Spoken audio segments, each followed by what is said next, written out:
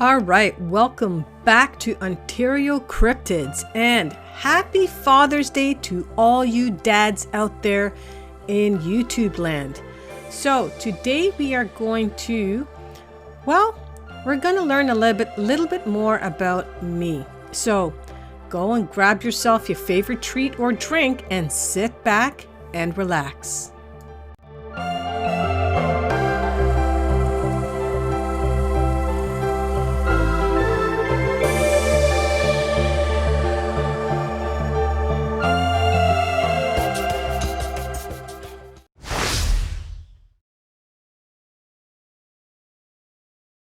All right, everyone.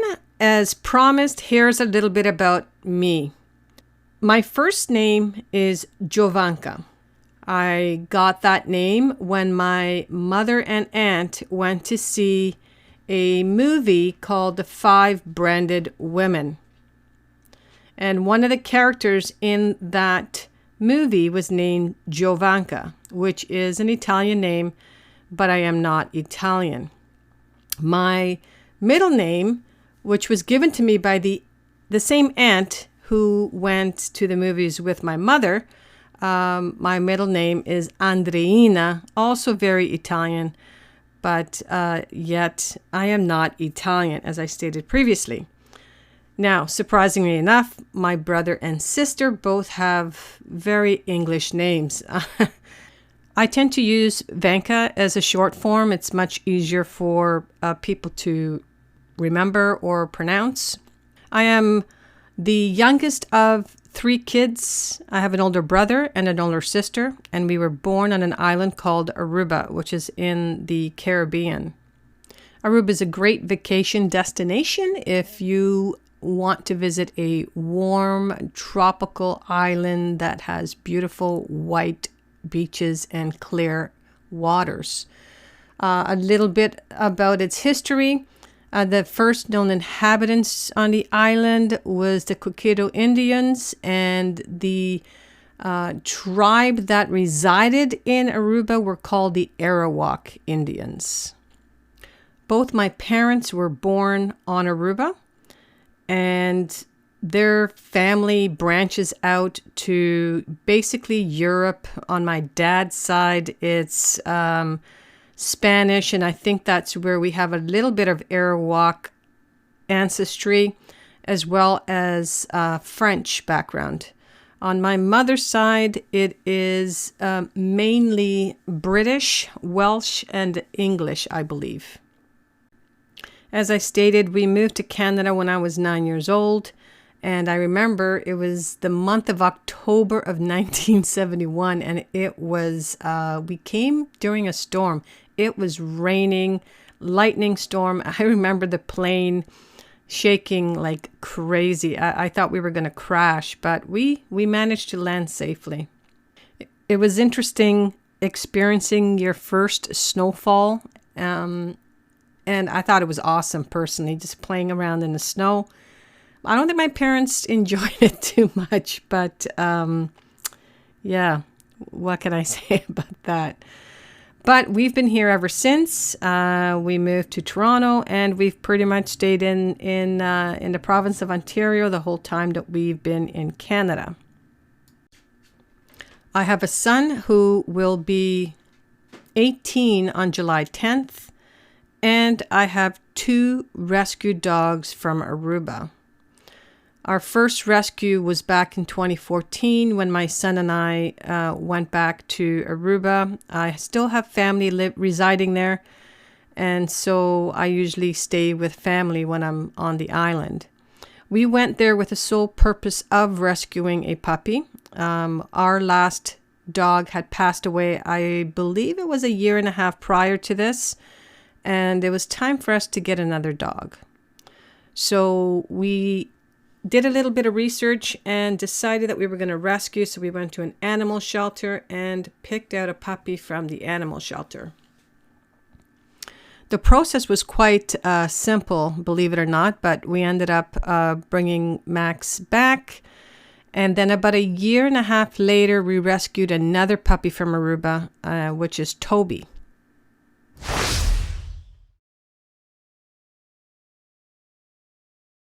So back in 2012, March to be precise, my son had gone skiing with his father. And when he returned, he was really excited. He came home with a magazine that he had brought back for me because he knew that I was interested in the cryptids. So he brought back a magazine, and page 34 is titled Ontario Sasquatch. And I went, what? So I always believed that Sasquatches existed, but to me, they existed in the western provinces or the western side of the states, not really in Ontario. I guess I never could see them living here, but they do. And so in here, there was a half of a page article on the subject matter, and they had a website at the time called OntarioSasquatch.com. It is no longer there, but this website had first encounters or witness encounters listed on the site, giving the description, much like the BFRO site today. Once I saw that article, I was hooked. I started doing a whole lot of research online, trying to find anything I can on the subject, specifically this Sasquatches here in Canada or in Ontario. From there, I started finding all the YouTube channels and started finding those who I thought were authentic YouTubers at the time, who I still like to watch today. My whole experiences on hiking had totally changed, hiking and camping from that point on. I never thought about them previously, but and let me clarify that. I never thought about Sasquatches existing in Ontario previously, so when I went camping or hiking, it wasn't a second thought that there might be a being out there living in the woods.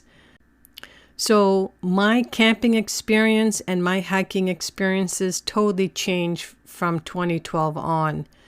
I began to look for signs of Sasquatches. I guess I became more aware of my surroundings when I was hiking or camping, whereas before, if you don't know there's a 7 to 8 foot being living out there in the woods, you would never think about I guess paying attention to whether these creatures are around or not. So now when I went hiking, I started to notice things that I just didn't see before. I guess because I wasn't paying attention to my environment. So I started noticing stick structures and tree breaks, etc. And I think one of the best YouTubers that illustrates the stick structures, I don't know why I can't say that today, is Colorado Bigfoot. If you haven't seen any of his videos on YouTube, then you're missing it, because he has some amazing video on just that, just tree structures everywhere. And I mean huge, like big, on a large scale. What I've seen hiking is on a much smaller scale, but nonetheless, it was new to me, because now I'm seeing these bends and breaks, etc. when I'm hiking. So now I was excited, and I had invited my nephew and his girlfriend to join me on a hike.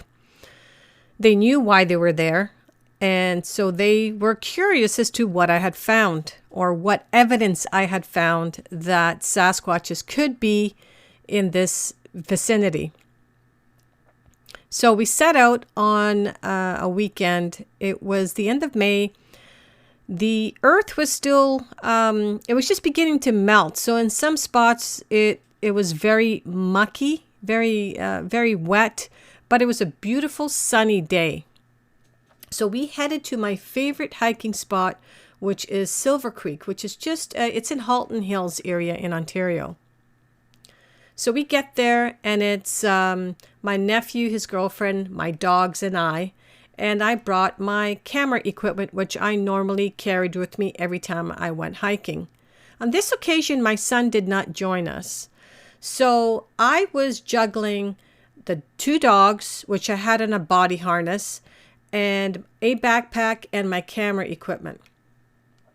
So if you have ever been to Silver Creek, it is on the escarpment. So there is the Bruce Trail escarpment starts at Niagara Falls and it goes all the way up to Tobermory. So it is quite a stretch. And it is basically on the Canadian Shield. So it's very rocky, and there's like rocky outcrops everywhere, so to speak. The first part of the hike is uphill, so you're climbing up the rocks to get up to the trail. And the part of the trail that I like to do is on the Bruce Trail, which loops. It's probably a 2-kilometer hike, so it's not too bad. So the first point that we get to is a lookout point. And I mean, I've seen it many times, so I'm just kind of hanging back, holding on to the dogs. And I decided, you know what, it's a little bit too much for me to work the camera and B, maintain or manage my dogs. So I decided to turn the camera off while my nephew and his girlfriend are looking over a lookout point. It's quite breathtaking, actually. It looks down into a valley and it has a little creek that flows through it. So while they're looking at the vista, I hear a whoop. And so I look at them and they didn't react or anything. And I turned around and I looked in the direction of where I heard the whoop. And so at this time of the year, the leaves weren't quite on the trees as yet, but the bushes were so thick that you couldn't see anything. And just behind where I heard this whoop is a pond. It's a ways away, but it's in that direction. And we would eventually loop back to this pond. So they didn't hear it. I heard it. And I didn't want to say anything because I knew they were going to start saying, oh, yes, Auntie Vanka, you heard, that's a Sasquatch, blah, blah, blah, right? The whole family teasing type deal. So I decided I'm not going to say a word because they never heard it. So once they were done, we carried on our hike. And Max, one of my dogs, started to whine. So they kept on asking me, why is he whining? I said, I don't know. Maybe he just wants to, maybe he's anxious or nervous, or he just wants to keep on moving. There's a section that I have them on the leash. And then once we pass, because there's a bunch of underground cave systems, so you kind of have to watch your step as you're traversing that part. And after that, I usually let them off the lead, which gives them a little bit of freedom. But if there are people on the hiking trail, I usually put them back on the leash right away. So anyways, so we started walking and Max starts to whine. And so eventually I do take him off the leash. And as we're hiking, my nephew's girlfriend says, hey, look at that. So there just happened to be a print of a foot in the mud, and it's just the top part of the foot. So you see the 5 toes, but you don't see the heel part. So it's just the top portion of the footprint. And she says to me, why don't you take a picture? And I'm like, you know what? I'd have to pull everything out of my backpack, and I made up some long-winded excuse, and I don't know why, because that is, kind of evidence. That's something that you would want to take a picture of. So to this day, I'm not sure why I said no, but we carried on walking. And as we were walking, I was showing him all the tree breaks and all the bends in the trees, the arches, I call them, and the leans, how they would lean, almost like a teepee style. They would kind of make a bunch of trees lean into one tree. So we kept on walking. I was showing them all of this stuff. And I mean, it was a beautiful day. It was a beautiful hike. So regardless, I know they were enjoying themselves. So a little while longer, we got to the pond. So the pond is kind of, you go downhill to get to the pond. So the Canadian Shield that section almost has a bit of a dish look to it. So you're actually now stepping down rocks to get down to the lower level, and the pond is set in this particular area. So once you're down there and you look around, you're actually looking up and above. You're kind of in a bowl effect. So you're looking up and there's like rock outcrops all around you. And there seems to be, you can kind of see little cave openings in certain spots, at least this time of year, because again, not all the leaves are on the trees as yet. So as we're getting to the pond, there's a boardwalk that juts out onto the pond itself, and then it does a little circle and it gets back onto the trail. So my nephew's girlfriend decided that she wasn't going to go out onto the boardwalk, so she stayed on the trail, and she decided she would hold on to Max and Toby for me. And so my nephew and I went out, and we were just looking around, and there's like frogs and stuff and ducks on the pond. And as we're just, enjoying the area, we heard a whoop. And this time he heard it as well. So he looked at me and I looked at him and I said, "Did you hear that?" And he said, "Yes." Now his girlfriend didn't hear it because she was back on the trail. And just as we said that, a stone was thrown at a tree, so you can hear it hitting the tree and then dropping to the ground.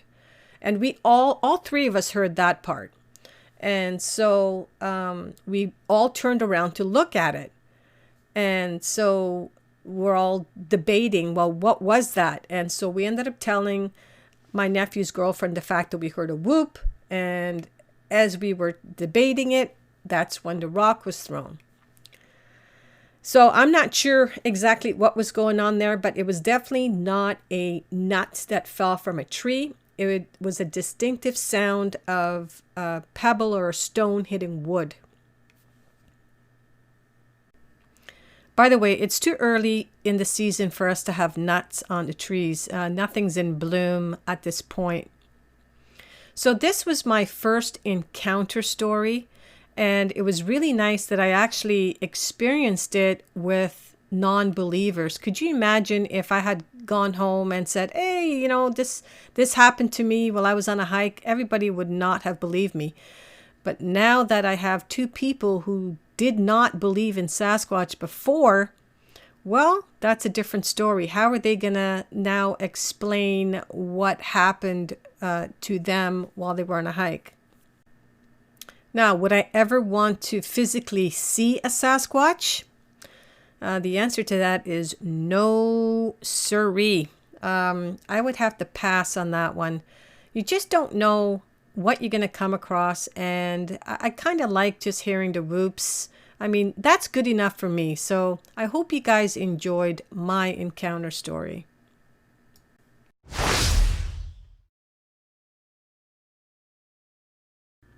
So that brings us around to my channel and why I started this channel. Well, first, I have a love of cryptids, and also I have a love of storytelling. From the time PJ was young, I enjoyed telling him bedtime stories.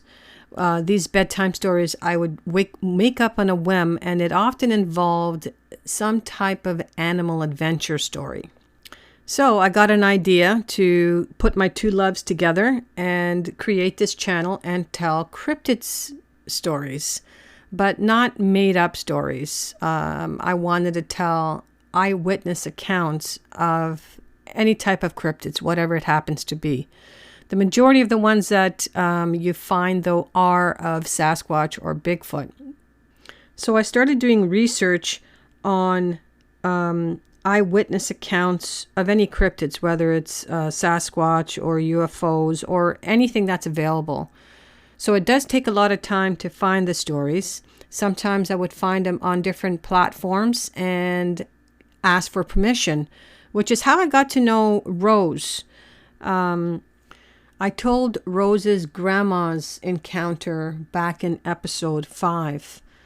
Now, the goal of this channel is to have you send me your encounter stories right here, which you can send it directly to OntarioCryptids@gmail.com, where I will keep it in the same format. If you want to stay anonymous, you can. That's up to you.